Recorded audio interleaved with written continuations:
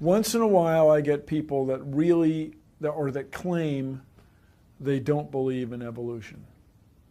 And my response generally is, why not? Really, why not? You guys believe 20 billion years ago there was a Big Bang where nothing exploded and produced everything. 4.6 billion years ago the earth cooled down, made a hard rocky crust. It rained on the rocks for millions of years, turned them into soup, and the soup came alive 3 billion years ago. Found somebody to marry, and something to eat, of course, and slowly evolved into everything we see today. There are some lies in our science books. Taught it for 15 years.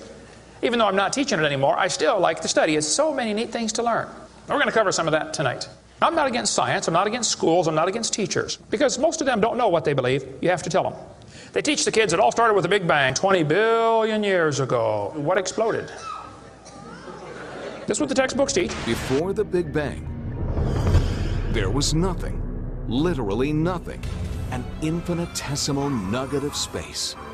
And then something happened, triggering the most colossal explosion in history. Yes, boys and girls, you see, nothing exploded, and here we are. So I asked this professor if I could ask him some questions about the Big Bang. I said, where did all this matter come from? He said, well, we don't know that for sure. I said, well, sir, would you please tell me where the laws came from? The universe is run by laws, gravity, centrifugal force, inertia. Who gave the laws? He said, we don't know that either. I said, sir, could you tell me where the energy came from? You know, it takes energy to make a Big Bang. Who bought the gas to run this machine anyway? He said, we don't know that either. I said, sir, could I ask you another question? He said, sure. What else would you like to know? Else? What do you mean else? You haven't told me nothing yet. I said, does Berkeley have a merry-go-round? You see, if a spinning object breaks apart in a frictionless environment, the fragments will all spin the same direction. The professor said, yes, I understand about the conservation of angular momentum.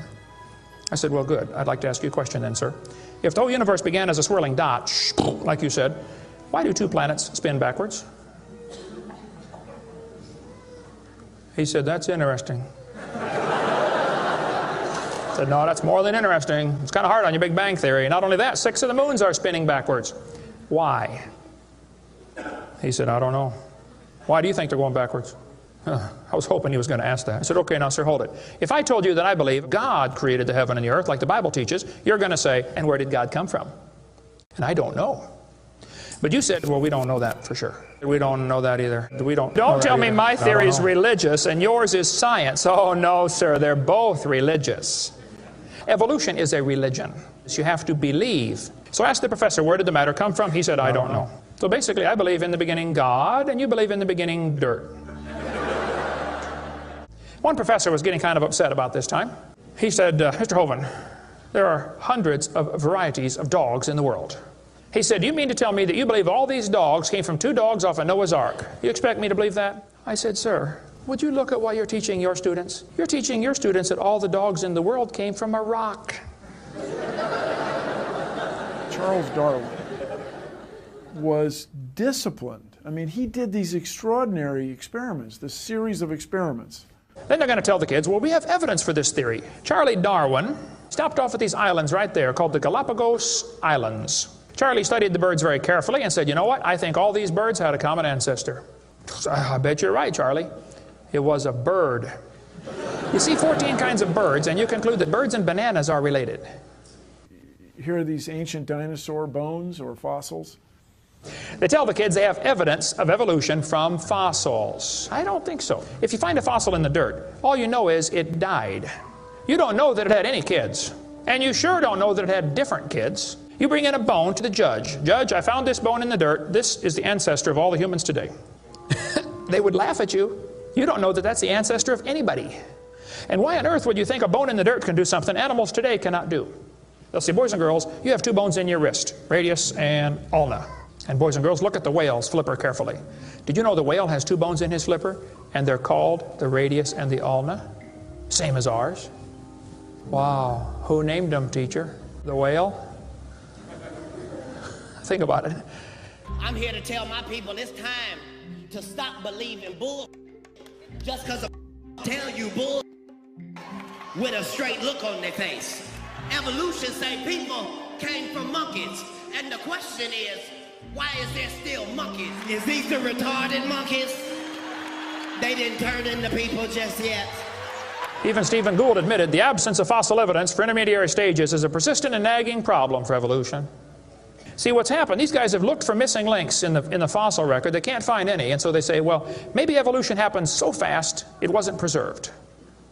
Maybe a reptile laid an egg and a bird hatched out. Well, who did that bird marry?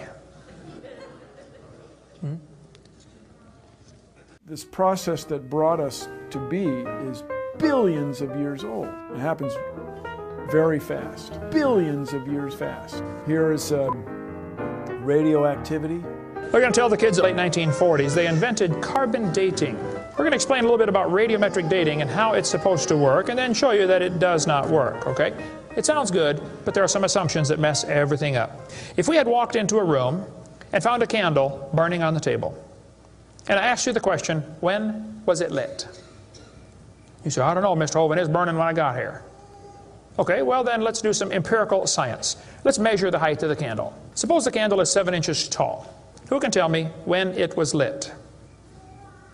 Okay, nobody. Let's do some more empirical science. Let's measure the rate of burn. Suppose we determine it's burning an inch an hour. When was it lit? You're going to have a hard time telling me unless you're willing to make some assumptions. You find a fossil in the dirt, you can measure how much C14 is in it. Very accurately, by the way. And you can measure how fast it's decaying. That's just like measuring the height of your candle and how fast it's burning. Now, when did that animal die? You don't have a clue. Here's what you ought to consider about carbon dating. Samples of known age, it doesn't work. If it's a sample of unknown age, it is assumed to work. It's just really a hard thing. It's really a hard thing. Your world just becomes fantastically complicated when you don't believe in evolution. Freshly killed seal, carbon dated 1,300 years old. Shells from living snails, carbon dated 27,000 years old. Living penguins, carbon dated 8,000 years old. One part of Dima was 40,000 years old, another part was 26,000, and the wood next to it is 9,000. Then they tell the kids about the geologic column. They say each of the layers is a different age, you know, Cenozoic, Mesozoic, Paleozoic, Archaeozoic, all them zoic boys. Now, if you get a petrified tree standing up, running through different rock layers, I don't think it's smart to say those layers are vastly different ages. Those trees did not get slowly covered by the sediments over millions of years. They would rot and fall down. Crazy. They'll say, boys and girls, you have an appendix that you don't need anymore. That's a vestigial structure. That's proof of evolution. Well, excuse me, you do need your appendix. The appendix is part of your immune system. If your appendix is taken out, you can still live, okay, but it increases your susceptibility to quite a few diseases. You could live without both your legs and both your arms and both your eyes also. That doesn't prove you don't need them. There are no vestigial organs, and even if there were, that would be the opposite of evolution. That's losing, not gaining. I was taught when I went to school, man used to have a tail, but he lost it because he didn't need it. I thought, didn't need it? Have you ever thought how handy a tail would be? Have you ever come to the door with 2 sacks of groceries? Wouldn't that be nice, man, be able to grab that door and walk right around and get in it? Lost it because we didn't need it. Man, you could drive the car and tune the radio knob and hold the Coke at the same time. What we're finding is that natural selection seems to be an incredibly important factor in generating new species. Natural selection, the key evolutionary mechanism Darwin identified. The bad designs get eaten by the good ones, and so all you have is good ones. Why is there still monkeys? Natural selection doesn't cause any evolution. It makes sure the bad ones don't survive, but it's not going to change it to something else. That's what evolution is. If you worked in a factory that produced cars and your job was to check for defects, and you caught every single mistake and you rejected it, how long would it take that process to change the car to an airplane? You say it'll never change it. That's my point. The students are taught we have evidence from development. Darwin considered this by far the strongest single class of evidence. This textbook says the human embryo growing in the mother has gills like a fish. Those little folds of skin are not gills. Those little wrinkles under your chin when you're growing up later develop into bones in the ear and glands in the throat. They never have anything to do with breathing.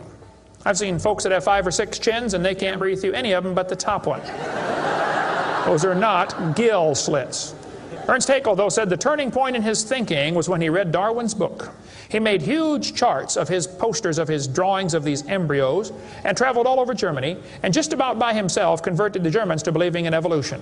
Haeckel took a drawing of a dog and a human embryo, and he changed them to make them look exactly alike. On top are Haeckel's fake drawings. Underneath are actual photographs of what he claimed he was drawing a picture of. Now, either he's a lousy artist, or he's a liar. Well, it turns out he's a liar. He was convicted of fraud by his own university, proven to be a fraud. But guess what? Haeckel's fake drawings are still used in textbooks in your state right now. It's only been proven wrong 125 years ago. I know it takes a while to get textbooks up to date, but that ought to be plenty of time. Adolf Hitler said, "You let me control the textbooks, I'll control the state." Watch this sentence here carefully. Some kid's doing this for homework tonight. Boys and girls, do you think humans are still evolving? Now, what kind of question is that? Doesn't that question assume that evolution has happened? What if a kid doesn't believe in evolution? How's he supposed to do his homework tonight? That question does not teach him how to think critically. That teaches him what to think, not how to think. And when the kid gets done with this course, he's going to think he knows how to think. But he doesn't. He knows how to be told what to think. Brainwashing at taxpayer expense. They want to use my tax dollars to teach that to your kids in our schools. If you want to deny evolution, that's fine. But don't make your kids do it, because we need them. And that's where the problem comes in. Okay? If you want to believe in the Big Bang, just enjoy yourself, but keep your religion at home. The Russian atheist astronomer came to America and spoke at one of the universities, and he said, started off his speech, he said, "Folks, either there is a God or there isn't. Both possibilities are frightening. If there is no God, we're in trouble. We're hurtling through space around the sun right now at 66,000 miles an hour, and nobody's in charge." That's a scary thought. But if God made the world, He owns it. That means He makes the rules. You see, if there is a God, we better find out who He is, and find out what He wants, and do what He says. Malcolm Muggeridge said, "I am convinced the theory of evolution, especially the extent to which it's been applied, will be one of the great jokes in the history books of the future." It's a joke. And it would be a joke if it weren't for the tragic results. How many kids are taught this thing every day and believe it, and it destroys their faith? Find you something to believe in. Whole thing, who do you even pray to? Nobody. Hey, if you died today, where would you go? You ought to think about it, because you will be dead for a long time. Doesn't matter how long you live, you're going to be dead longer than that. You know, George Washington died 200 years ago, and he's still dead. How much longer does he have to go? You're going to be dead for a long time. All you get in this life is a little bitty dash between two dates. Just a little, and it's gone. What are you going to do with your dash? Where would you go if you died? Now, if you're not sure you're going to heaven, you ought to give your heart to the Lord and get saved. Say, "Lord, you may have it," the whole thing.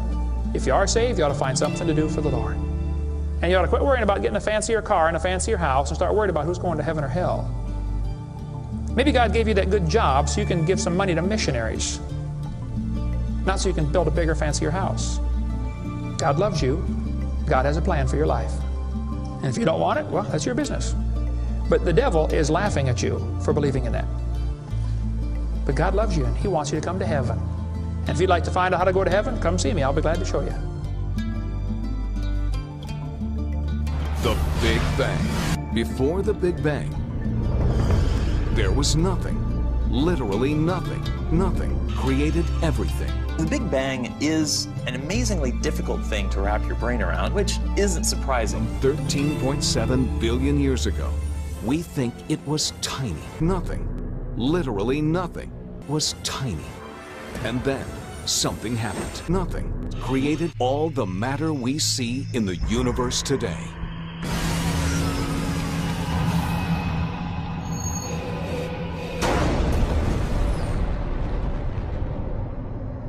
Nothing is more powerful than nothing. And that's what trips most of us up. It was the explosion of nothing. Find you something to believe in. World getting crazy. Hey, you better believe something.